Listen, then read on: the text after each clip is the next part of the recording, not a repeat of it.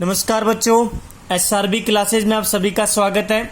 आज हम पढ़ेंगे एक्सरसाइज 6.2 का क्लास 9th का क्वेश्चन नंबर 5। क्लास 9th है बच्चों ये, ठीक है।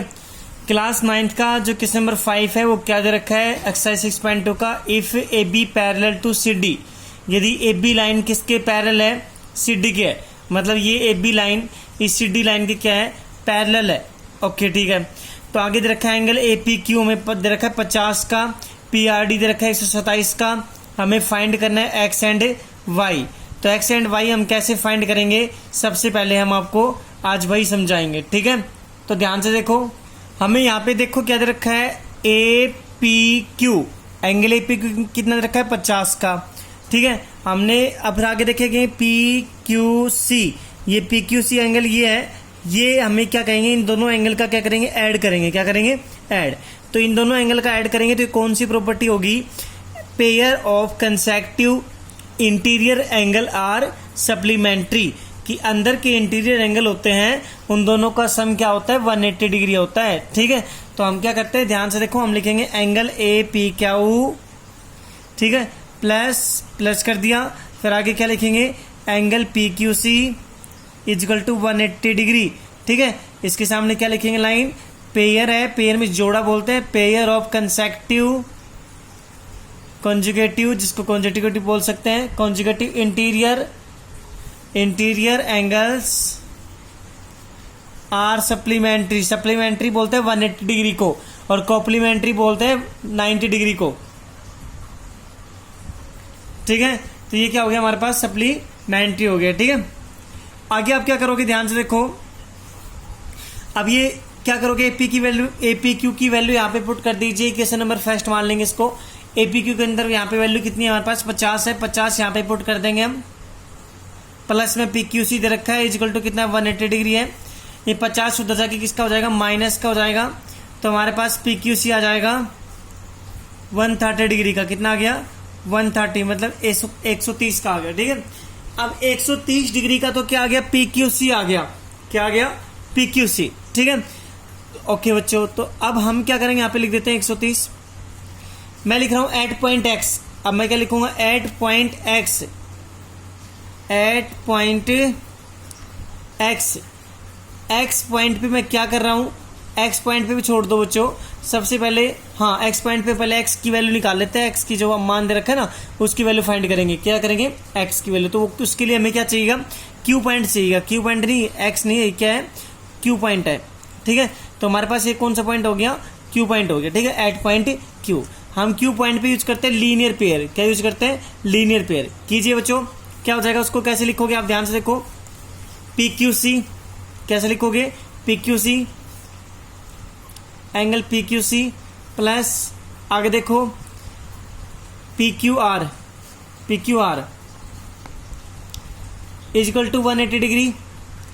पी क्यू सी कितना 130 है, 130 रख दोगे आप, प्लस में P Q R is equal to 180, 130 को उधर लेके जाओ, किसका हो जाएगा, माइनस का। एंगल पी क्यू आर कितना आ जाएगा 50 डिग्री, कितना आ गया 50 आ गया, ठीक है। तो पी क्यू आर मैं यहाँ पे लिख देता हूँ, मेरे पास पी क्यू आर है क्या, एक्स है, तो मेरे पास एक्स एंगल कितने का आ गया 50 डिग्री का आ गया, ठीक है। तो मैं यहाँ पे लिख देता हूँ कि एक्स मेरे पास कितना आ गया 50 डिग्री का आ गया।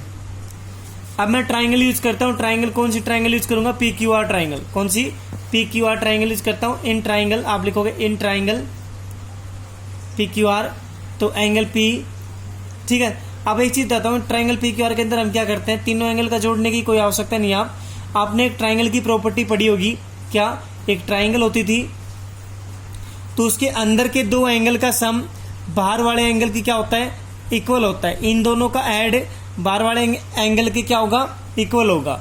तो हम वैसा ही करते हैं, इसमें हम क्या करेंगे, देखो यहाँ पे एक्स एंगल वाई एंगल को जोड़ देंगे और 127 की क्या करेंगे, बराबर करेंगे। ये एक्सटीरियर एंगल हो गया, ये इंटीरियर एंगल हो गया ऑफ ए ट्राइंगल, ठीक है।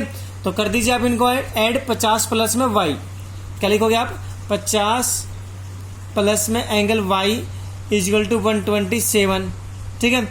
आपने यहाँ पे क्या यूज किया है, देखो हमने यहाँ पे तो ये एक पॉइंट मैं आपको बताता हूँ, PQR में जहाँ आपने आपने यूज किया था इन दोनों का ऐड करके 180 की आ गया था इक्वल, तो यहाँ पे आपने यूज किया था लीनियर पेयर क्या यूज किया था, लीनियर पेयर, ठीक है। लेकिन अब जब हम यहाँ पे यूज कर रहे हैं तो क्या कौन सी प्रॉपर्टी यूज कर रहे हैं वो मैं इसके सामने लिख रहा हूँ।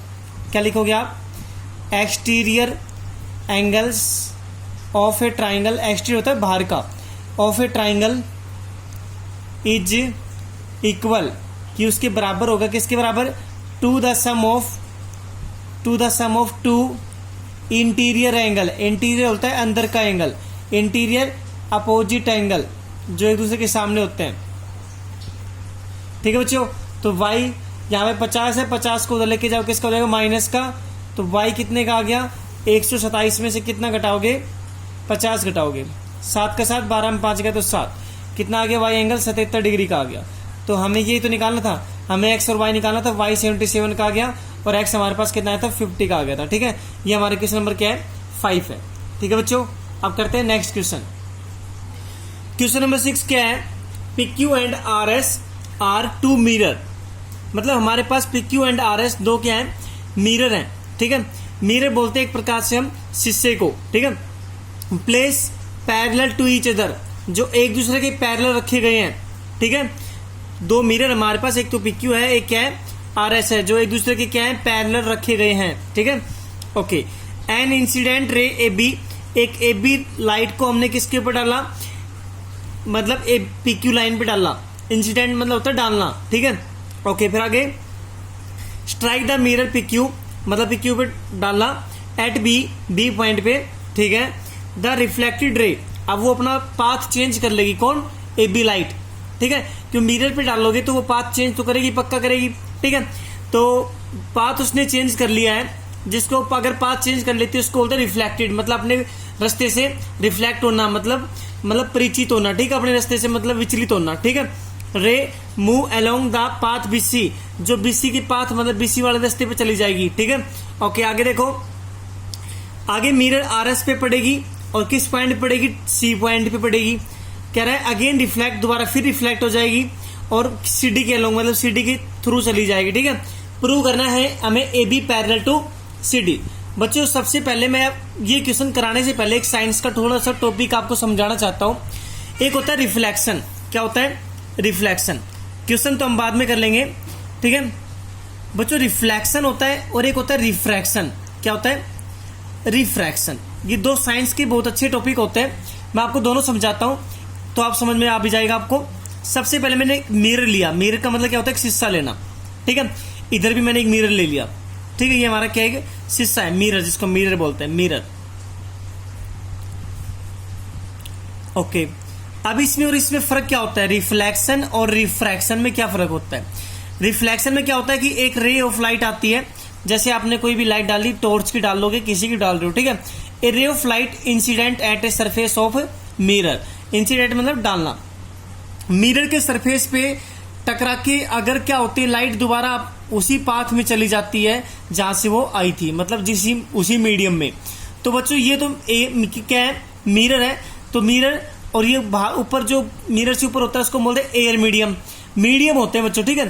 जैसे एयर, ये गिलास, मिरर को हम गिलास ही बोल सकते हैं, ठीक है। तो एयर को हम रिप्रेजेंट करते हैं ए से, गिलास को रिप्रेजेंट करते हैं स्मॉल g से, ठीक है। तो इसने अपना मीडियम चेंज नहीं किया बल्कि लाइट का पाथ चेंज कर लिया, तो उसे बोलते हैं रिफ्लेक्शन। ध्यान रखोगे, अगर आपको कोई पूछे डेफिनेशन ऑफ रिफ्लेक्शन तो क्या बताओगे, reflection is the phenomena of the lights it incident at a surface of mirrors then change in path of light, ठीक है, विदाउट चेंज इन मीडियम, मतलब बिना मीडियम के चेंज हुए। और अगर मीडियम चेंज होगा, अब देखो दोबारा वही लाइट पाथ आप क्या कर रहे हो, इंसिडेंट डाल रहे हो, और अब इसने मीडियम चेंज कर लिया, दोबारा फिर यहाँ पे टकराई और फिर इसने बाहर आके ये टकरा के आ गई, मतलब एयर से गिलास में, गिलास से एयर में, तो इसने अपना मीडियम चेंज किया, लाइट का पाथ भी चेंज कर रही है। ये नहीं कि लाइट जैसे आ रही है वैसे जा रही है ना, देखो यहां से इसने थोड़ा चेंज किया रास्ता, यहां से फिर चेंज कर दिया, तो ये क्या है, रिफ्रैक्शन है। रिफ्रैक्शन की डेफिनेशन क्या होगी, when a ray of light falls on the mirrors, ठीक है, then change in path of light also change in medium is called a refraction, ठीक है। तो ये रिफ्लेक्शन रिफ्रैक्शन हो गया। अब हमारा क्वेश्चन करते हैं, ठीक है। तो क्वेश्चन पे आ जाओ, क्वेश्चन क्या है, सबसे पहले क्वेश्चन में आप क्या करोगे, एक डॉटेड लाइन खींचोगे। ऐसे आपने एक डॉटेड लाइन यहाँ पे खींची, इस डॉटेड लाइन को आपने ई मान लिया, इसको आपने एफ मान लिया। इस एंगल को आप मान लो 1, इसको मान लो आप 2, इसको मान लो आप 3, इसको मान लो आप 4। लेट कर लिया आपने, ठीक है, ओके। अब आप आगे क्या लिखोगे वो ध्यान से देखो। आप लिखोगे एंगल 1 किसके बराबर है, एंगल 2 के, बिकॉज एफ सी क्या है, इस एंगल को बाइसेक्ट करिए, किस एंगल को, बी सी डी को। मैंने ये बिल्कुल स्ट्रेट लिया है ना जब, तो हम क्या कहेंगे, एंगल 1 इजिकल टू एंगल 2। क्या लिखोगे, एंगल 1 इजिकल टू एंगल 2। क्यों बराबर हुआ एंगल 2 एंगल 1 के, angle of incidence is equal to the angle of reflection. बच्चों अब मैं ये तो मैंने आपको बता दिया कि भी किस प्रॉपर्टी से एंगल 1 एंगल 2 के बराबर है, लेकिन आपको थोड़ा खुल के और बताना चाहता हूं मैं आपको। बच्चों एक जो मैंने आपको रिफ्लेक्शन करवाया था या रिफ्रैक्शन, जो भी मैंने आपको बताया, साइंस का टॉपिक है बच्चों, इनके लॉ आते हैं, ठीक है। तो लॉ ऑफ रिफ्रैक्शन के अंदर क्या होता है, एंगल ऑफ इंसिडेंस बराबर एंगल ऑफ क्या होता है, रिफ्रैक्शन के इक्वल होता है, ठीक है। तो वही बात है यहाँ पे एंगल 1 और एंगल 2, ये लॉ ऑफ क्या है, इंसिडेंस, ये लॉ ऑफ रिफ्रैक्शन, मतलब ये इंसिडेंस है, ये क्या है, रिफ्लेक्शन है, मतलब ऐसे हो जाएगा, ये इंसिडेंस तो ये क्या हो जाएगा, रिफ्लेक्शन। जैसे फॉर एग्जांपल मैं आपको थोड़ा समझाता हूं, जैसे ये लाइट सी पॉइंट पे पड़ी थी ना, तो ये जो पहले एंगल है वो है 2 एंगल है ना, उसको बोलेंगे एंगल ऑफ इंसिडेंस। बाद में एक हो गया, उसको बोलेंगे एंगल ऑफ रिफ्लेक्शन, ठीक है। अब यहाँ पे जो पाथ चेंज नहीं किया था तो 4 था एंगल 4 को बोलेंगे angle of incidence. Path change कर लिया, जो एंगल बनाया उसको एंगल 3 है, तो एंगल 3 को क्या बोलेंगे, एंगल ऑफ रिफ्लेक्शन।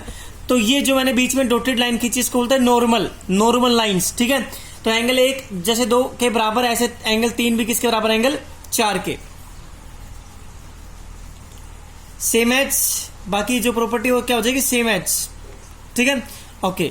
अब आगे आप क्या कहोगे, ध्यान से देखो, अल्टरनेट एंगल। देखो जो हमारे पास 2 एंगल है वो 3 की इक्वल है, किस तरीके से, अल्टरनेट। जैसे देखो इस तरीके से, फिर ऐसे लाइन है, फिर ऐसे लाइन है, हाँ है ना। मैं देखो ये लाइन कर रहा हूं, E B C F, angle 2 किसके बराबर है, ये एंगल 3, ये एंगल 2, अल्टरनेट एंगल है ना। तो आप लिखो एंगल 2 इजिकल टू एंगल 3। क्यों है ये, अल्टरनेट एंगल है। जब एंगल 2 एंगल 3 के बराबर आ गया तो एंगल क्या हो जाएगा, 1 भी किसके बराबर हो गया, एंगल 4 के, सेम एच। इतना करने के बाद में आपके पास जो ये नीचे हमारे पास ये ना, जो मैं बॉक्स में बंद किया है, इसको क्या कर दो, इसको आप इक्वेशन मान लो फर्स्ट। आप लिखो equation first multiple to both sides, दोनों साइड आप किससे मल्टीप्लाई कर दीजिए, 2 से कर दीजिए। तो यहां पे हो जाएगा 2 times of angle 1 equal to 2 times of angle 4 हो गया। अब इस एंगल 1 आगे क्या है, 2 है, इसका मतलब एंगल 1 2 बार है, तो एंगल 1 को 2 बार लिख दीजिए। एंगल 4 2 बार है, तो एंगल 4 को भी कितनी बार लिख दीजिए, 2 बार। बच्चों यहाँ पे एंगल 1 है प्लस एंगल यहाँ पे कितना है, 1 है। एंगल 1 को आप क्या लिख सकते हो, एंगल 2 लिख दे, लिख दो। एंगल 4 को आप क्या लिख सकते हो, एंगल 3। आगे एंगल 4 सेम है, आप इसको बॉक्सेस में बंद कर दीजिए। अब हमारे पास एंगल 1 प्लस में एंगल 2, कहां पे एंगल 1 प्लस एंगल 2, ध्यान से देखो। इन दोनों को ऐड कर दिया, तो इन दोनों को ऐड कर दिया तो ये क्या है, ये टोटल एंगल हो गया बी सी डी। और जैसे 3 और 4 को ऐड करोगे तो टोटल एंगल क्या हो जाएगा, क्या हो जाएगा, जैसे बी सी डी हो गया तो ऐसे सी बी पी, क्या हो गया, सी बी पी, ठीक है। तो आप ऐसे लिख दोगे कि हमारे पास अब इनके, मतलब मैं इसको लिख देता हूं, क्या लिख देता हूं इसको, देखो इसको मैं लिख रहा हूं एंगल बी सी डी बराबर एंगल क्या हो गया यहां पे पी बी सी, ठीक है, लिख सकते हैं इसको, मैंने आपको अभी बताया था। अब देखो ये हुआ तो ये क्या है हमारे पास, अगर ये होगा तो ए बी भी किसके पैरेलल होगा, सी डी होगा। आप कहोगे sir parallel A B C D के क्यों हुआ, क्योंकि आपको प्रूव तो यही करना था कि ए बी किसके पैरेलल हो, सी डी के पैरेलल हो। तो देखो ये ए बी रहा और ये सी डी रहा, हमें ए बी को सी डी के पैरेलल बनाना था, ठीक है। तो हमारा एंगल कौन कौन सा है, बी सी डी और ए बी सी। ए बी सी है, ये क्या है, ए बी सी, ठीक है। तो जब किसी भी, जैसे मेरे पास देखो इस तरीके से हो गई, ये ए है, ये बी है, ये सी है, ये डी है। जब ये एंगल इस एंगल की इक्वल है तो अल्टरनेट एंगल हो गए ना। अल्टरनेट एंगल किसी भी लाइन के इक्वल होते हैं तो लाइन क्या होती है, पैरेलल। तो लाइन तो मैंने पैरेलल दिखा दी, लेकिन क्यों होगी तो आप क्या लिखोगे आगे, अल्टरनेट एंगल आर इक्वल। क्या लिखोगे, अल्टरनेट एंगल आर इक्वल, ये लिख लेना। क्या लिखोगे, अल्टरनेट एंगल आर इक्वल। तो हमारा जो हमें प्रूव करना था हमने प्रूव कर दिया है। ये हमारा क्वेश्चन नंबर क्या था, 6 था बच्चों, ठीक है।